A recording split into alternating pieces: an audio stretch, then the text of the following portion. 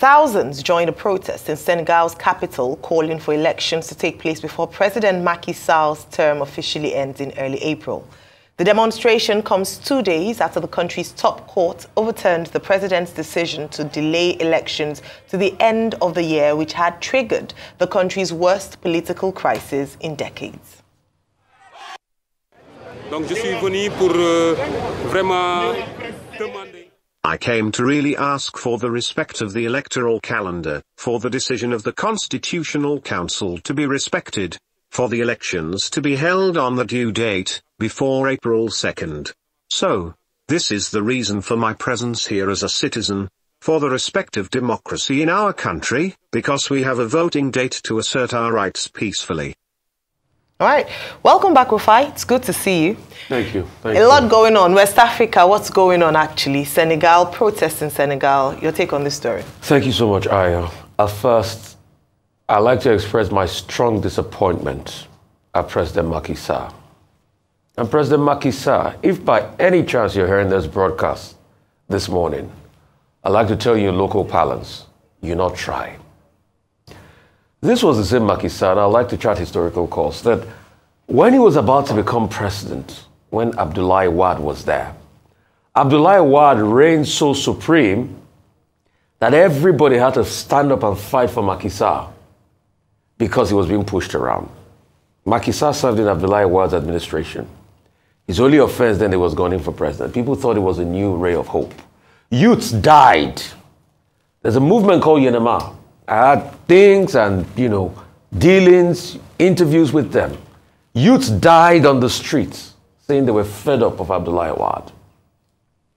And they thought Macky Sall was going to bring hope. But, as it always happens in Africa, once these so-called freedom fighters get there, doesn't it look like Nigeria to you? The freedom fighters of yesterday are the oppressors of today in Nigeria. Just a how many year cycle? So once these so-called freedom fighters get there, they forget everything in a hurry. At first, he tried to extend his tenure, but he couldn't get it.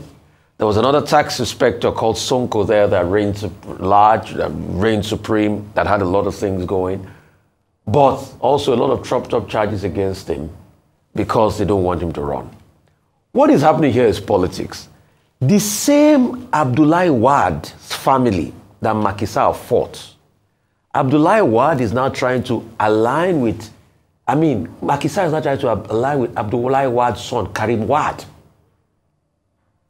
Because his own anointed candidate, because he cannot do a third term, his own anointed candidate, he sees that one cannot win the election. I think his name is Amadou Ba or something. But Karim Wade has a problem. Dual nationality. The constitution does not take dual nationality. You have to be full-on Senegalese properly. But he dropped his other nationality. So when he dropped the other nationality, he couldn't still get up the line to be able to get that election running on. Hence the problem that is happening now. Hence people saying that that was the reason why the Senegalese president said they need to review and look at the constitution again, and they pushed this election forward. He's supposed to go on the 2nd of April. Now that all they have planted, the court is now saying, oh, we're against it. People are on the streets to force this same president to ensure that elections are done before April.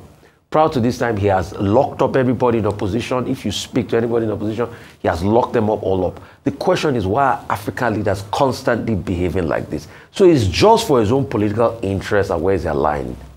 I hear there's no time. I would have loved to talk, but I'm passionate about Senegal. Senegal became independent from France in 1960, and it is considered one of the strongest democracies in Africa because, it didn't have coups, even if there were political issues. But with the decision of Macky Sall to toy with the idea of a third term in office, and even to take the route of,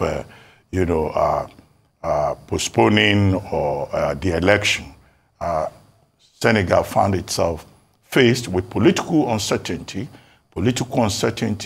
that resulted in turmoil. So since 2011, the people of Senegal have been defending their democracy. The Yenema movement is a movement comprising journalists and politicians, opposition figures, and in their language it means I'm fed up. That is, fed up with inefficient governance, fed up with bad governance, and those protesters were also in the forefront of this protest this time. What did President Macky Sall do? What he did was to cancel the election that was supposed to be held February 25 on two grounds: that there was conflict between the Constitutional Court and the legislature, and also issues about the identity, nationality of Karim Wade, one of the opposition figures in the election. But that led to outrage. In the initial protest that occurred, 3 persons were killed, dozens of persons were arrested, and then Macky Sall, colluding with his own party in the legislature, went ahead and voted 102-1 to postpone the election that will have been held February 25 to December 15, 2024, creating a situation whereby Macky Sall will spend extra time on in the saddle, contrary to the Constitution. Now, the latest development now is that the Constitutional Court, which is the apex court in the country, has now ruled that what Macky Sall did, postponing the election, is unconstitutional, that the decision of the National Assembly to endorse that by postponing the election till December 25 is illegal, is unlawful, and unacceptable, and the Constitutional Court ordered that elections should be organized immediately to fit within the framework of Macky Sall leaving office on April 2nd. Now, again, there were protests on Saturday, but the protests on Saturday were of a different flavor. It was a peaceful protest by the people.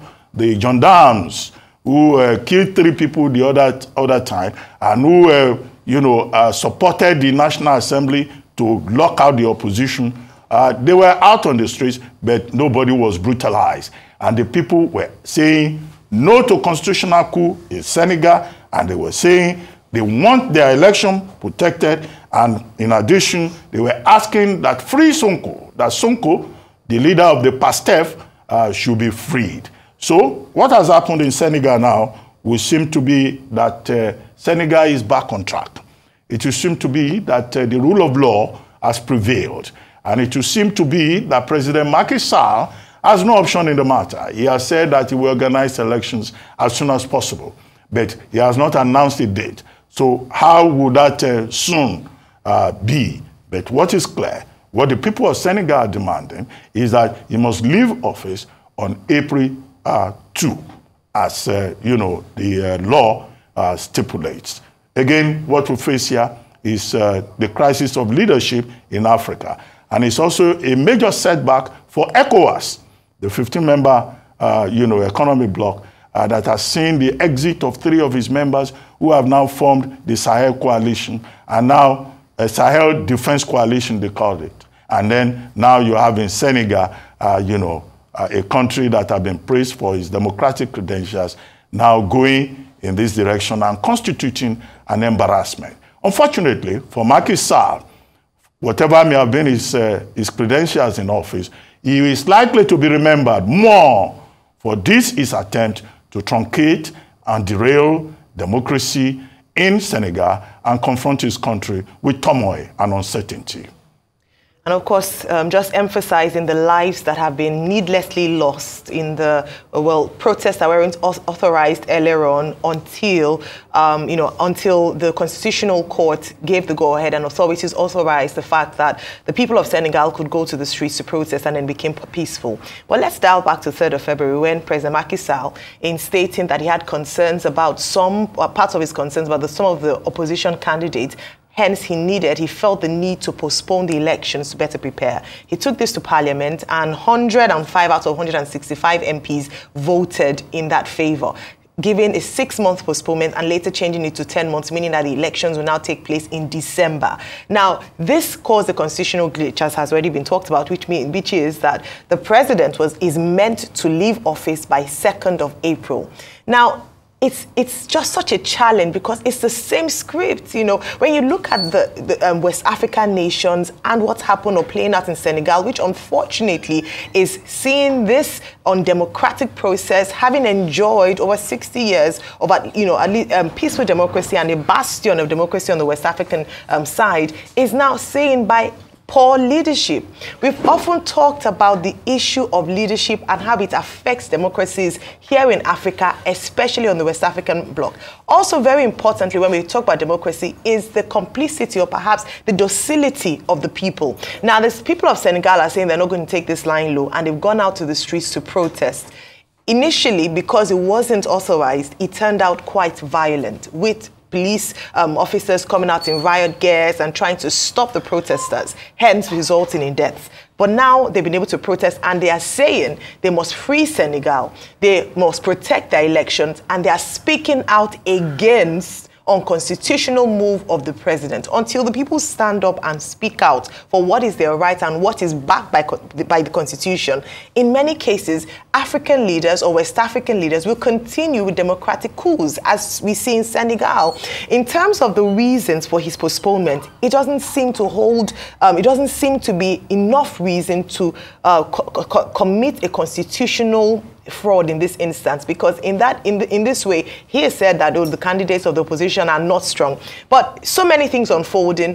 Now, just a few things. The international world have put pressure on the president to abide by the constitutional courts. They've asked him to set a date, including France, ECOWAS, African Union, releasing statements for President Macky Sall to follow the path of democracy. It's still left to see if he will abide. Yes, on the surface, he ought to respect the rule of law. But at the end of the day, we have seen this happen whereby presidents would decide not to obey the rule of law. But so many things to talk about, but I'll just mention this. The world is watching, and I hope that President Macky Sall will do right by the people and the Constitution.